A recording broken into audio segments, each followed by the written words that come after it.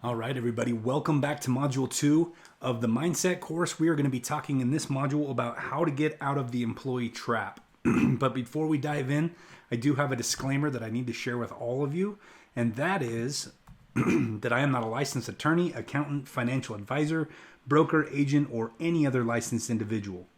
I'm just a student, just like you. I've just gone out and used a lot of these strategies and had a lot of success with them. And now I'm passing them on to you. So hopefully that's okay with everybody. Now, I want to dive in and talk about the idea of the employee trap. We're going to talk about a lot of the misconceptions, a lot of the bad advice and poor strategies that were given to us in our employee mindset and in our employee training in public school, middle school, elementary school, and high school.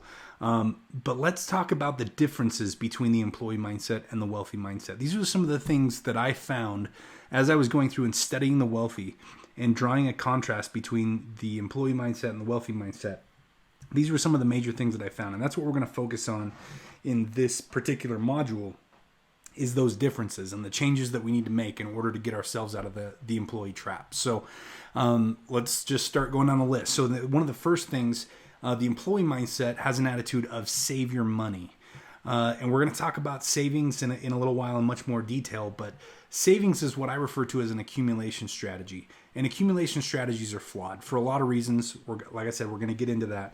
But the wealthy, they don't save money because there's a saying among the wealthy, and that is money at work is an asset. Money at rest is a liability. So just dumping money into an account and letting it sit there for years on end is a liability for a lot of reasons.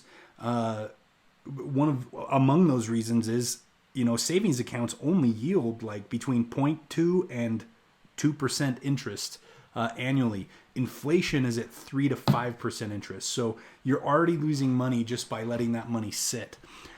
So instead of saving money, the wealthy, they employ their money, they deploy their money as quickly as possible into investments, and then to accelerate the rate at which they're investing, they leverage other people's money.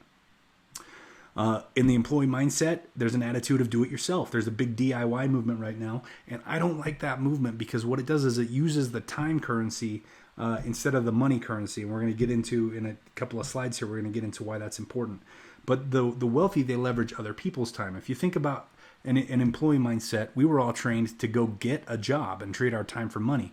Well, the wealthy are creating jobs, and they're the ones that are paying the money in exchange for the time. So there must be something to that. And we'll definitely dive deeper into that.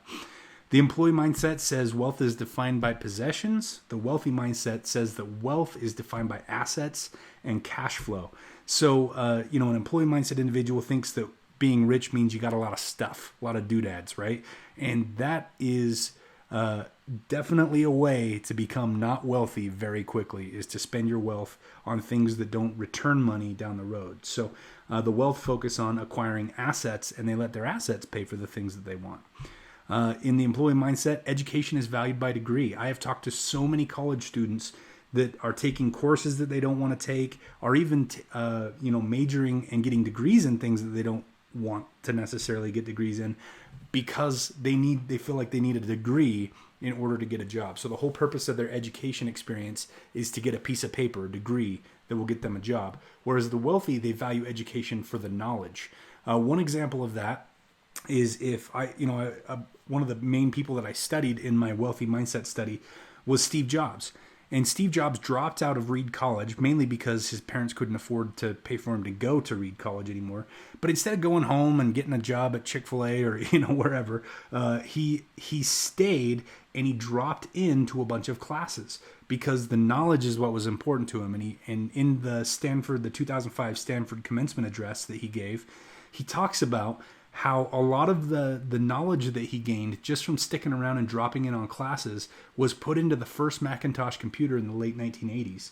And certain things like the fonts and the typefaces that are now standard in personal computers would never have shown up if he hadn't stuck around and dropped into classes like calligraphy and other things so that he gained the knowledge. At that point, when he dropped out of school and wasn't paying tuition anymore, he knew he wasn't going to get a degree, but he valued the knowledge over the degree.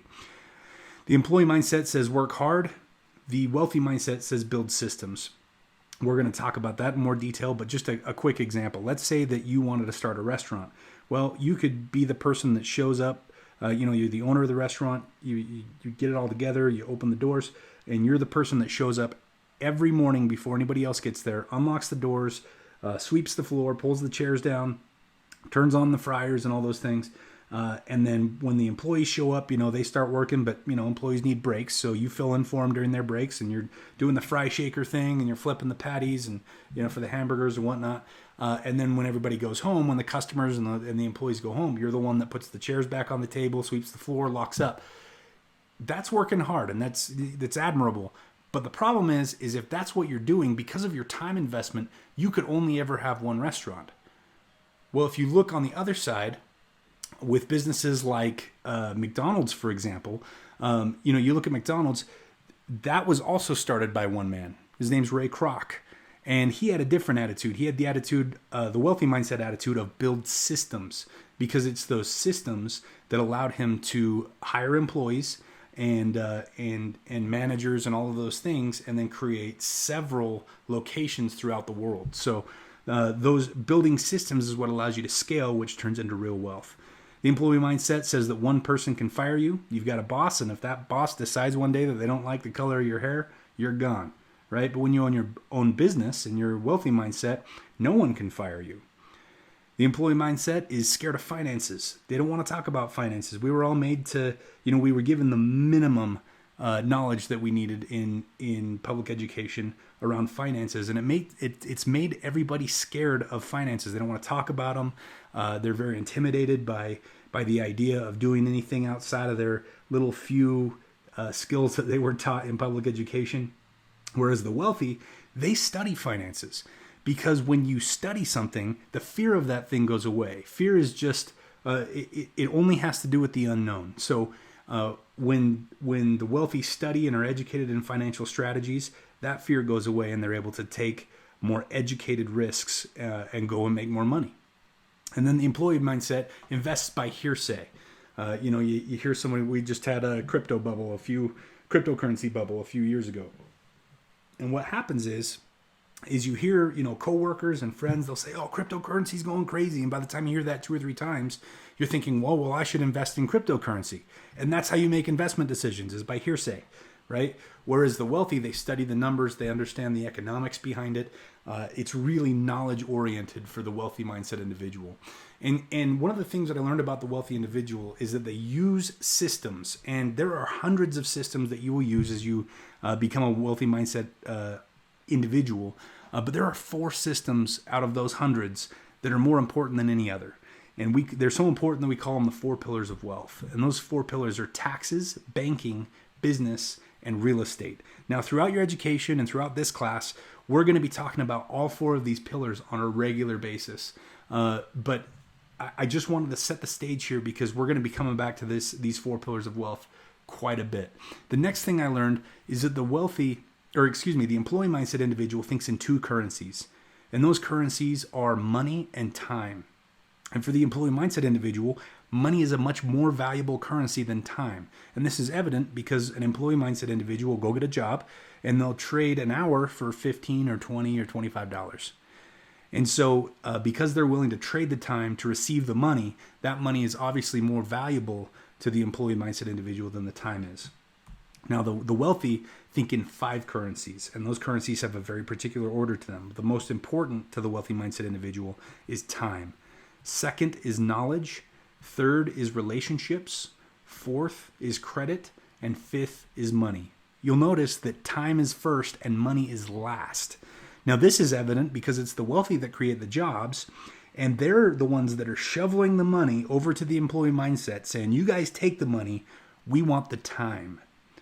Now, maybe there's something to that, right? So as you get these 5, I noticed in my study that as people got these 5 currencies in that particular order in their life, they had an abundance of all of them.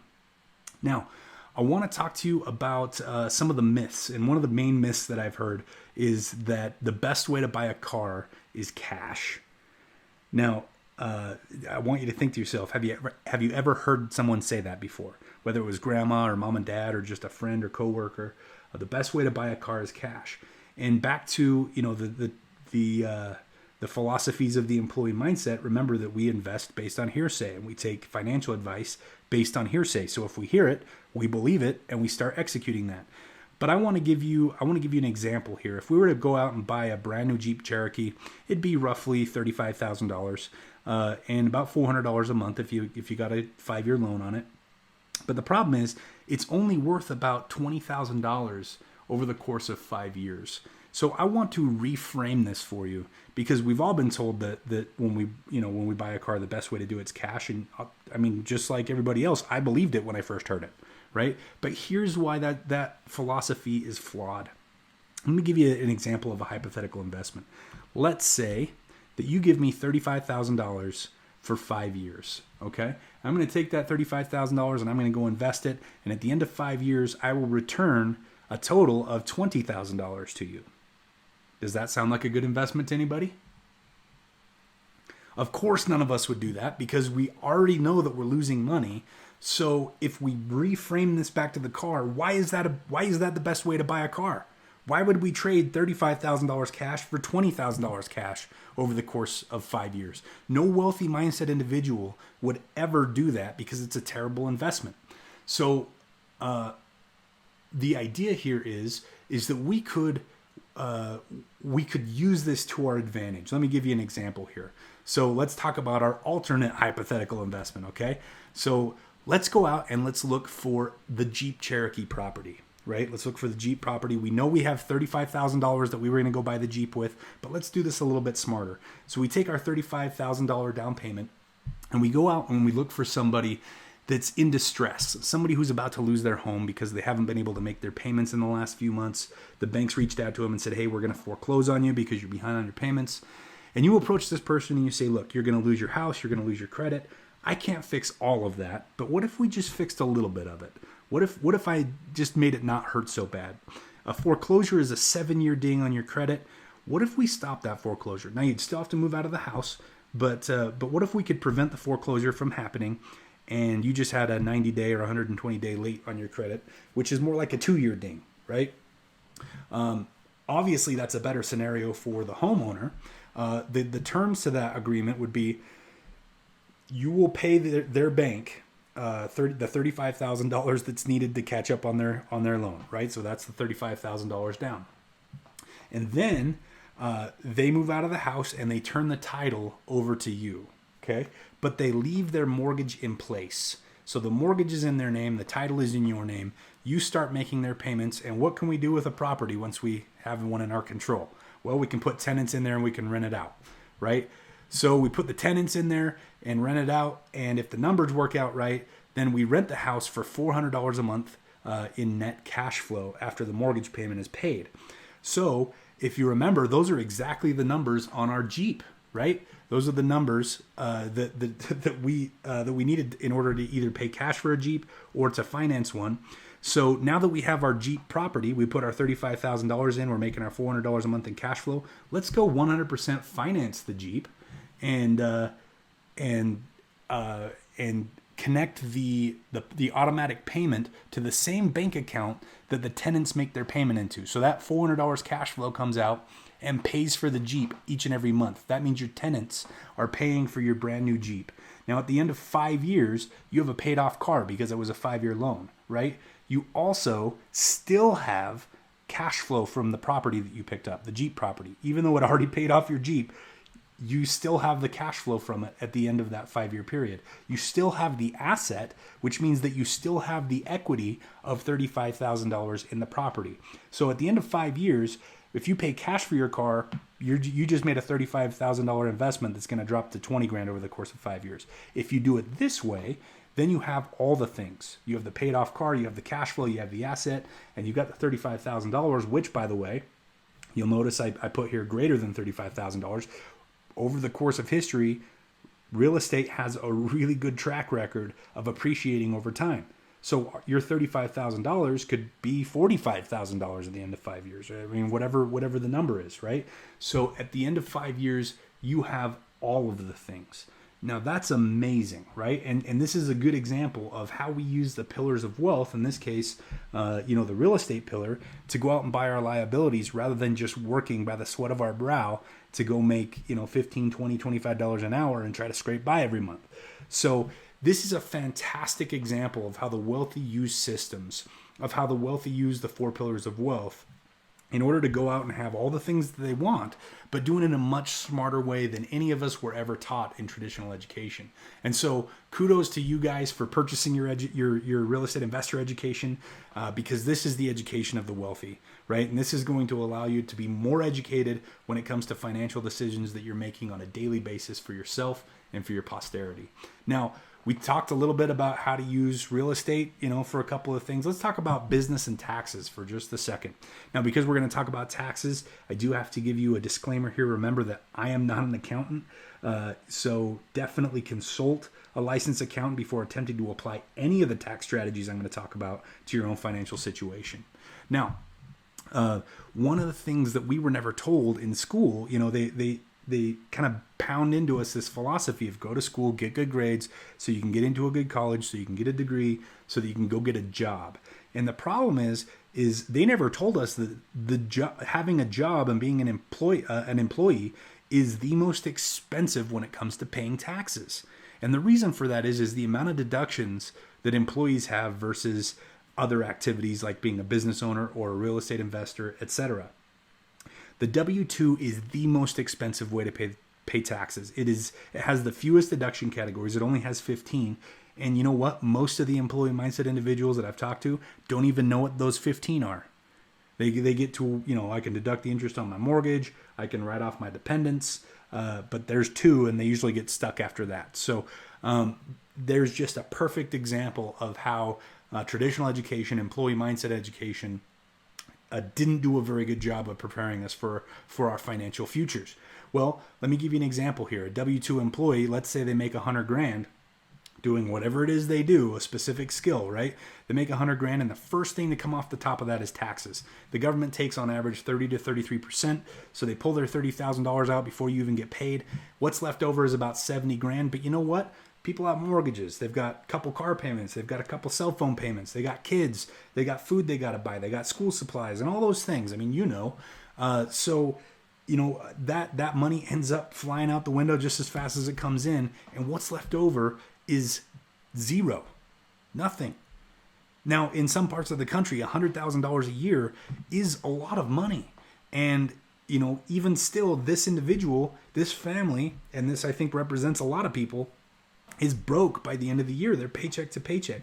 That's a problem. So with using strategies for being a business owner and tax strategies, those kind of go hand in hand. Being a business owner is one of the best things that you could do for your bottom line when it comes tax season. And here's why. The way that the taxes are calculated is different. So let's say that this hypothetical family has the exact same skill set. Okay, the breadwinner has the exact same skill set. They do the exact thing. They make the exact same amount of money. They just do it as a business owner rather than as an employee. They bring in $100,000. Well, the government does not tax that money first. They tax it last when you're a business owner. So you get to take what's called deductible expenses first. You get to write off things like your home office at your house.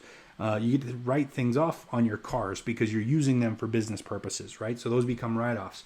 Your cell phones you use for business purposes, that becomes a write-off. Paying your kids. Do you know that you can write off your kids?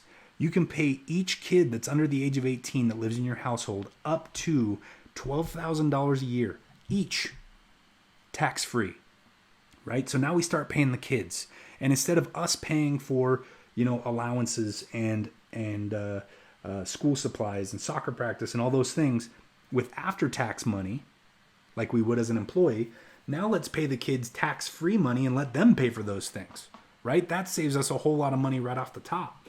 So, you could even have your kids start pitching in with things like utilities and groceries and those types of things. Now we're paying utilities tax-free. Now we're paying groceries tax-free, right? So we have $70,000 in deductible expenses in this example. Well, this is where the government comes in and assesses your tax liability. So the way that business owners pay their taxes is based on what's called their AGI or their adjusted gross income. And the equation for that is simple. It's your gross income, which in this case is 100 grand, minus your deductible expenses, which in this example is 70 grand. That equals $30,000. So the adjusted gross income would be $30,000. That is the amount that this person would be taxed on, which means they'd have a tax liability of $10,000 instead of $30,000, which means that there's $20,000 left over at the end of each year. You'll notice that their income and their expenses were exactly the same. They just made a few smart choices, made some adjustments in their life, got some knowledge and applied some strategy in order to start taking advantage of this stuff. Now, let me be clear. I'm not gonna go into more detail on this about taxes in this course. This is a mindset course, right? We're just talking about the habits of the wealthy in this course. Check out our tax and legal class in order to go into detail about these types of strategies, how to implement them, how to apply them. Because we've got much more detail for you in that class. This particular course, the mindset course, is just an overview of these strategies to educate you and exemplify the need to start thinking more like a wealthy mindset individual. Now, once we've done this, we got the taxes and business knocked out. Let's talk about that other pillar. Let's talk about the banking pillar, right? And keep in mind, these are for the numbers I'm going to share with you. They're for example purposes only. You should definitely educate yourself further and consult a licensed accountant before attempting to apply any tax or banking strategies to your own financial situation. So you've probably seen this before. I've done this exercise in a couple of webinars that I've done, but just as a simple review, the American nightmare. So I want you to take, if you've got a mortgage or a student loan or a car loan or something that's called a loan that's a little longer of a payback period. And remember, credit cards are not loans; they're lines of credit. Okay, so credit cards don't count. I'm talking about loans, mortgage loans, student loans, car loans. Take your monthly payment, times it by 12. That's how much you'll pay the bank in a year. Times that by the amount of years you have left in that loan, and compare it to what it is that they say that you owe them. So what you'll notice is that, let's say, for example, on your house payment, if you owe the bank 100 grand and you run your payment through this equation, you'll probably end up paying the bank 200 grand total over the course of what's left. So it really just becomes the American nightmare, right? It creates a lot of sleepless nights for a lot of people, and that's a problem. So with banking, it goes back to knowledge. If you haven't seen a common theme as we've gotten into this module, it comes back to knowledge. The wealthy understand banking principles better than the employee mindset individuals do. A lot of employee mindset individuals just go get mortgages on real estate because that's what mom and dad did, and that's what they think they're supposed to do, right? But they didn't actually study the mortgage. They didn't study the amortization table. They don't understand the kind of interest that they're going to be paying, and so they just kind of, like I said, invest by hearsay, right? So we want to avoid that. If you're going to be paying into a system, you should understand that system backwards and forwards. I don't care if it's taxes. I don't care if it's banking. If you're going to be paying into a system, understand the system frontwards and backwards. Look at the product that they're trying to get you into, and look for alternatives and compare the math on those alternatives and see which one's actually going to be better for you and cheaper for you. Anytime you approach any type of organization and they're recommending that you use a certain product, it's not because they have your best interest in mind. They always have their own best interest in mind, right? One example is the government pays for public education. Well, we pay for it through taxes, but directly the government pays for public education and controls what's taught in public education. Well, what do they teach? They teach you how to go make money in the way that they can tax you the most, and that is through employment. Right? That's what we're taught in school. So they're going to teach you and recommend the ways that's going to make the government the most money. It's the same with the banks. You walk into a bank and you say, hey, I want to get some real estate. What kind of loan should I get? And they'll say, oh, you need a mortgage. Well, just the very fact that that's what they're recommending throws up a red flag for me and makes me want to study it and make sure that there aren't other alternatives that are going to be cheaper. So here's what I mean. Amortized interest. Anything called a loan is subject to amortized interest.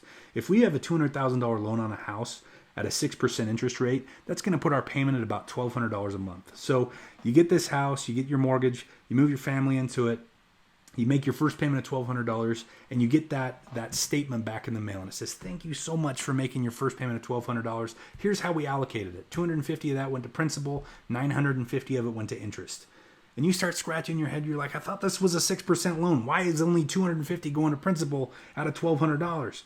And the rest is going to the bank as interest?" And you call them and you get all upset, right? And they say, wait a second. If you look at the amortization table here, you'll see it crisscrosses about halfway through. And the very last payment, the 360th payment, you will only, you'll make your $1,200 payment, but only 950 of that will go to principal, and then the other 250 will go to interest. So, it evens out. And a lot of people accept that excuse, that it evens out over time, right? But here's the problem. Most Americans refinance every 7 years. And you can see that white line going down right there, just past the 5-year mark. Most Americans refinance their 30-year mortgage every 7 years. That means most people are paying mostly interest all the time, because every time we refinance a loan, it starts the amortization over again. That's why the banks call you asking you to pay them less. Right? If you've ever had a mortgage or a car loan, you know that about a quarter of the way through the loan, the bank starts calling you and says, "Hey, you can refinance and we can lower your payment." You ever stop to think why they're doing that? It's not because they're being charitable or altruistic. The bank isn't going to pay an employee to call you and say, "Hey, pay us less money," unless there's a hidden benefit to the bank. And this is it. You can see that as time goes on, they get to collect less and less of your payment as interest. So they would rather have you pay less overall, but get to take a higher percentage of it by having you refinance and start the amortization process over. So make sure that you understand things as you're getting into them. Things called loans, our society's made us very comfortable with loans versus lines of credit like credit cards and home equity lines. But the wealthy do exactly the opposite, because lines of credit have an advantage, and we're going to get into that in our speed banking class. So if you want more detail on this concept, that's going to be in the speed banking class in your education. Now, I want to take just a little 4-year snapshot here, and let's look at 4 years. If we paid our payment for 4 years, we would make 48 payments of $1,200 a month. That and that would mean that we would pay $57,000 towards our mortgage over the course of 48 months. Well, here's the thing: you pay $57,000 towards your mortgage, but your debt only goes down by $12,000. The other $45,000 goes into the bank's pocket as interest, and that's an effective amortization. And then a few years later, they have you refinance, and they do it all over again, right? So this is a huge problem, and there's better ways to do it. There's better products that you can use, and once you're educated on how to use those products, and education and knowledge naturally mitigates risk. The risk goes down, and you're able to start paying significantly less. I'll give you an example. So just using some average American numbers that I found, and on that same example mortgage that we're talking about, $12,000 mortgage principal paydown would take, in the traditional method, 4 years and $45,000 worth of interest to pay down. However, using the smart banking method and using lines of credit to do that instead of just paying a mortgage directly, you can use the smart banking method, and with average American numbers, it only takes 6 months and $1,260 in interest versus 4 years and $45,000 in interest. There's a huge difference there, and this is all based on the family never getting a raise of their job and maintaining their same lifestyle. All they change is the way that they bank, right? So I want you guys to understand, like, there are better ways to do things out there. And just because you don't know them now doesn't mean they don't exist. It's just a matter of learning them. So check out more on this principle in our speed banking class. Now that wraps up this module. In the next module, in module 3, we're going to continue talking about getting out of the employee trap. I wanted to break it up a little bit for you because I know there's a lot of concepts that I'm getting through fairly quickly here. So I wanted to give you a chance to take a little break if you need it. But we are going to continue into module 3, continuing to get out of the employee trap mindset and idea here. So I will see you guys in the next module.